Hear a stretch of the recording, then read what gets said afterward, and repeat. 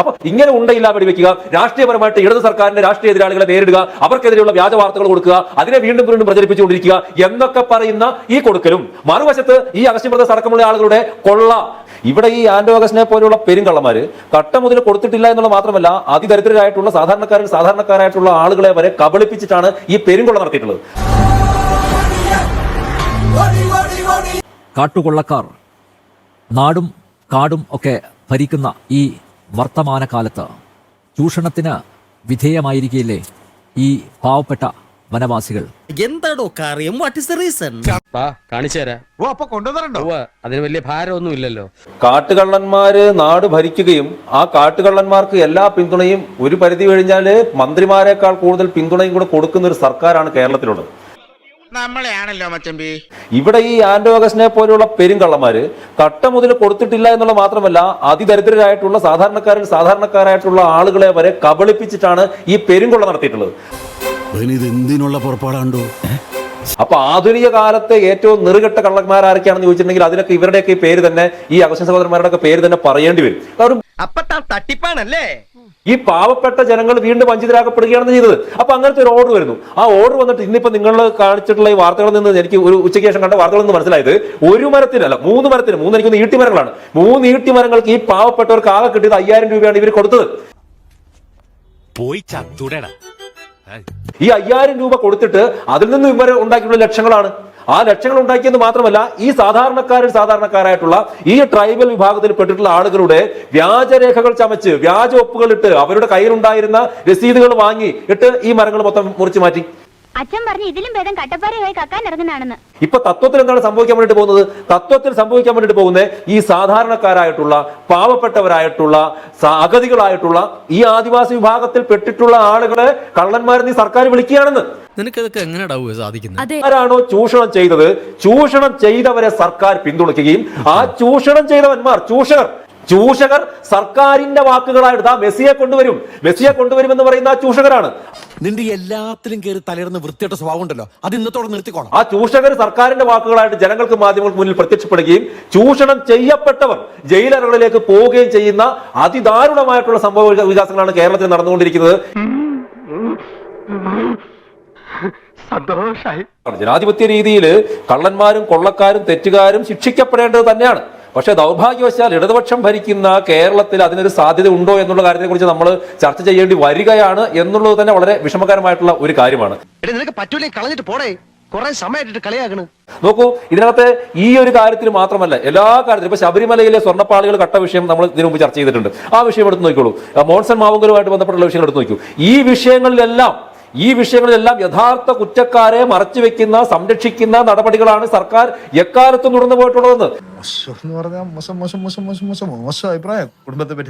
ഇപ്പൊ ശബരിമല വിഷയത്തിൽ തന്നെ ദേവസ്വം ബോർഡിനെതിരെ, അന്നത്തെ ദേവസ്വം പ്രസിഡന്റിനെതിരെയോ ദേവസ്വം മന്ത്രിക്കെതിരെയോ എന്തെങ്കിലും ഒരു റിപ്പോർട്ട് പോയിട്ടുണ്ടോ? പാലിച്ചു 30 കിലോഗ്രാം 300 ഗ്രാം സ്വർണ്ണം കാണാതെ പോയത് ഈ പറയുന്ന ഒരു ഉണ്ണികൃഷ്ണൻ പോറ്റി വന്നിട്ട് അവിടുത്തെ ഉദ്യോഗസ്ഥരെ എല്ലാം ഉറക്കി കിടത്തിയിട്ടാണ് എന്ന് പറഞ്ഞിട്ടുണ്ടെങ്കിൽ അത് തൊണ്ട തുടങ്ങാതെ കേരളത്തിലെ പൊതുജനം വിശ്വസിക്കണമെന്നാണ് ഈ സർക്കാർ പറയുന്നത്. പറയുന്ന നിനക്കില്ലേലും കേൾക്കുന്ന എനിക്കില്ലടാ ഒരു ചളുപ്പ്. ഇനി ഇങ്ങോട്ട് വന്നിട്ടുണ്ട്, നമ്മളിപ്പോ ചർച്ച ചെയ്യുന്ന വിഷയം വന്നിട്ടുണ്ടെങ്കിൽ നോക്കൂ, നിങ്ങൾ ചോദിച്ച ചോദ്യം അക്ഷരം പ്രതി ശരിയാണ്. ഇത് ഈ പെരും കൊള്ളയ്ക്ക്, അത് ഈ പറഞ്ഞിട്ടുള്ള മുട്ടിൽ മരമുറി മാത്രമല്ല, ഇതിനു മുമ്പുള്ള ഇവരുടെ ഈ മാംഗോ ഫോണുമായിട്ടുള്ള ബന്ധപ്പെട്ടിട്ടുള്ള ആ കള്ളവും കൊള്ളത്തരവുമാണെങ്കിൽ കൂടി നോക്കൂ, 3D മൊബൈൽ ഫോൺ കേരളത്തിലാകെ സപ്ലൈ ചെയ്യുമെന്ന് പറഞ്ഞിട്ട് ഇവർ കട്ടെടുത്തിട്ടുള്ള കോടികൾ. നമ്മളിപ്പോ സംസാരിച്ചുകൊണ്ടിരിക്കുന്ന മുട്ടിൽ മരമുറി ആയിക്കോട്ടെ, അതോടൊപ്പം തന്നെ കേരളത്തിൽ മെസ്സിയെ കൊണ്ടുവരും എന്നുള്ള വിഷയമായിക്കോട്ടെ, ഒരു സാമാന്യ ബുദ്ധിക്ക് നമ്മൾ ചിന്തിച്ചു നോക്കുക. ഒരു ശരാശരി മനുഷ്യൻ, ഏതെങ്കിലും ഒരു ശരാശരി മനുഷ്യൻ ചിന്തിക്കുകയാണ്, കേരള ഫുട്ബോൾ അസോസിയേഷന്റെയോ അല്ലെങ്കിൽ ഇന്ത്യൻ ഫുട്ബോൾ അസോസിയേഷന്റെയോ ഒക്കെ അറിവില്ലാതെ ഇന്ത്യയിലേക്ക് മെസ്സിയെ പോലെ ഒരാൾക്ക് വരാൻ വേണ്ടിയിട്ട് സാധിക്കുമോ?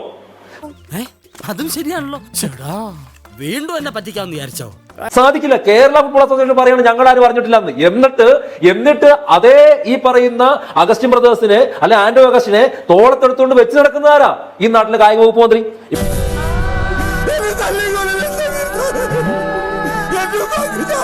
ഇപ്പൊ നിങ്ങൾ ഇതിന് ഇടയ്ക്കെപ്പോഴും ചോദിച്ചതുപോലെ കേരളത്തിന്റെ കായിക വകുപ്പ് മന്ത്രി വി അബ്ദുറഹ്മാനാണോ അതോ ആന്റോ അഗസ്റ്റിനാണെന്ന് ആരെങ്കിലും സംശയം വന്ന് അവരെ തെറ്റു പറയാൻ വേണ്ടിട്ട് പറ്റുമോ? മാപ്പൊന്നും പറയണ്ട, പൊക്കോ. ഇവിടെ മെസ്സി എന്ന് വരും, മെസ്സി എന്ന് വരില്ല. അതിനകത്തൊരു ലോജിക്ക് ആലോചിക്കണം. മെസ്സി വന്നില്ല, മെസ്സിക്കാണ് നഷ്ടം എന്നൊക്കെയാണ് പറയുന്നത്. ആലോചിച്ച് നോക്കും.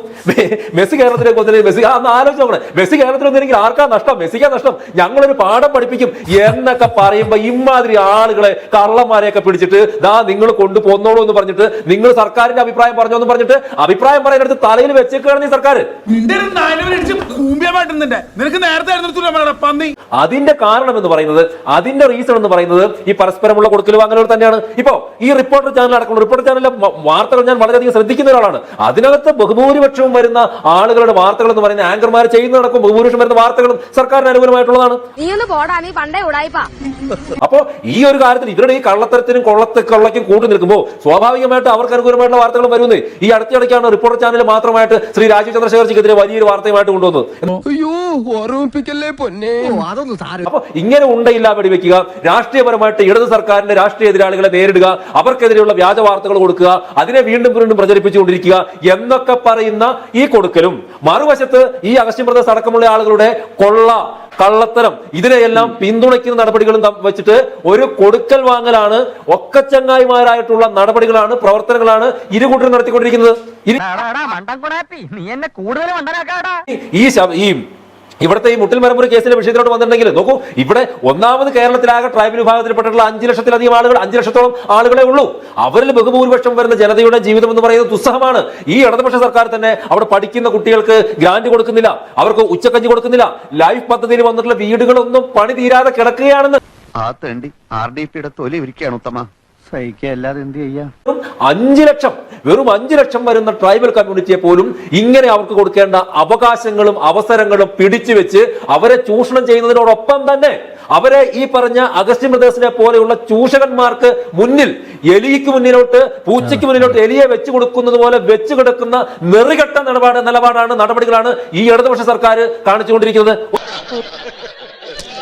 ഒരു മര്യാദയൊക്കെ വേണ്ടേ? ഒന്ന്, അവരെ ഈ കേസിൽ നിന്ന് അവർ മനസ്സാവാച അറിയാത്ത ഒരു കാര്യം, അവർ കബളിപ്പിക്കപ്പെട്ടിട്ടുള്ള ഒരു കാര്യം, അവരുടെ പറമ്പിൽ നിന്ന് ഈ മരങ്ങളൊക്കെ കൊള്ള ചെയ്ത് പോയിട്ടുള്ള ഒരു കാര്യം, ആ വിഷയത്തിൽ അവർക്കൊപ്പം നിൽക്കാതെ ഞാൻ ചോദിക്കട്ടെ, നാളിതുവരെയായിട്ട് ഇന്നെങ്കിലും കേരളത്തിലൊരു പട്ടികവർഗ കമ്മീഷൻ ഉണ്ടല്ലോ, പട്ടികവർഗ വകുപ്പ് മന്ത്രി ഉണ്ടല്ലോ, മന്ത്രിയുടെ സ്വന്തം ജില്ലയിലുള്ള വിഷയം ഒത്തു നടന്നത് നിങ്ങൾ കബളിപ്പിക്കപ്പെട്ടതാണ്, നിങ്ങൾക്കൊപ്പം ഞാനുണ്ട് എന്ന് ഈ കേരളത്തിലെ പട്ടിക വകുപ്പ് മന്ത്രി പറഞ്ഞിട്ടുണ്ടോ?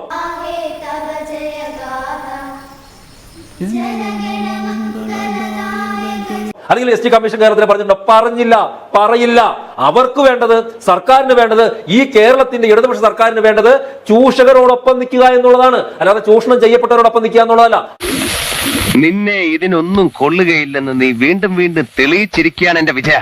ഇപ്പൊ എന്തെങ്കിലും ആയിക്കൊള്ളട്ടെ, ഒരു മരത്തിൽ ലക്ഷക്കണക്കിന് രൂപ കിട്ടേണ്ട മരങ്ങൾ വെട്ടി കൊടുത്തിട്ടുണ്ടെങ്കിൽ അത് വെറും 5000-നും 6000-നും മാത്രം ഇവരുടെ കയ്യിലോട്ട് കിട്ടുന്നു. എന്നിട്ട് അത് പരിപൂർണമായിട്ട് കബളിപ്പിക്കപ്പെടുന്നു. അതൊന്നും പോരാഞ്ഞിട്ട് ഇപ്പോ സർക്കാർ വന്നിട്ട് ഇവരോട് പറയുകയാണ് നിങ്ങൾ ലക്ഷക്കണക്കിന് പണം കൊടുക്കുന്നത്. എവിടെ നടക്കും? അതൊന്നും എനിക്കറിയാൻ മേല. ഇങ്ങനെ എന്തെങ്കിലുമൊക്കെ പറയുമ്പോഴേ എന്റെ മനസ്സിനൊരു സന്തോഷം ഉണ്ടാവുള്ളൂ. ഇപ്പോ 7000-8000 രൂപ കിട്ടിയിട്ട് ആ പണം പോലും കയ്യിലില്ലാത്ത ആളുകൾ, നിത്യവൃത്തിക്കായിട്ട് കൂലിപ്പണിക്ക് പോകേണ്ട ആളുകൾ, അവരോട് സർക്കാർ പറയുകയാണ് ഈ പണം നിങ്ങൾ അടയ്ക്കണമെന്ന്. ഇതെന്ത് നെറുകെട്ട നിലപാടാണ്? ഇങ്ങനെ ഒരു നിലപാട് പറയാൻ വേണ്ടി സർക്കാരിന് എങ്ങനെ ധൈര്യം വന്നു? ഒരു റീ എൻട്രിക്ക് ശ്രമിക്കുമ്പോ ആരംഭത്തിൽ അപമാനം കഴിഞ്ഞിട്ടുണ്ടോ? ഇല്ല. അവരെ ഇനിയും നിങ്ങളുടെ മേലെ ഞങ്ങൾ കുതിര കയറും, ഇനിയും നിങ്ങളെ ഞങ്ങൾ ചൂഷണം ചെയ്യും, ചൂഷകർക്കൊപ്പം നിന്നുകൊണ്ട് അവരെക്കാൾ വലിയ ചൂഷകരാകും എന്നാണ് ഈ സർക്കാർ പറയുന്നത്. ഇവൻ പറയുന്നത് വിശ്വസിക്കരുത്. ഇവൻ ഭക്ഷണം കഴിക്കാനും കള്ളം പറയാനും മാത്രമാണ് വാ തുറക്കുന്നത്. എന്തായാലും ഈ ഒരു വിഷയം ചർച്ചയ്ക്കെടുത്തതിൽ ജനം ടിവിയെ തീർച്ചയായിട്ടും അഭിനന്ദിക്കുന്നു. കാരണം ഇത്തരത്തിലുള്ള സാധാരണക്കാരുടെ വിഷയങ്ങൾ നമ്മൾ പൊതുസമൂഹം ചർച്ച ചെയ്യേണ്ടതിന്റെ ആവശ്യം കൂടിയുണ്ട്. മറ്റാരും ചർച്ച ചെയ്യുമെന്ന് ഞാൻ പ്രതീക്ഷിക്കുന്നുമില്ല.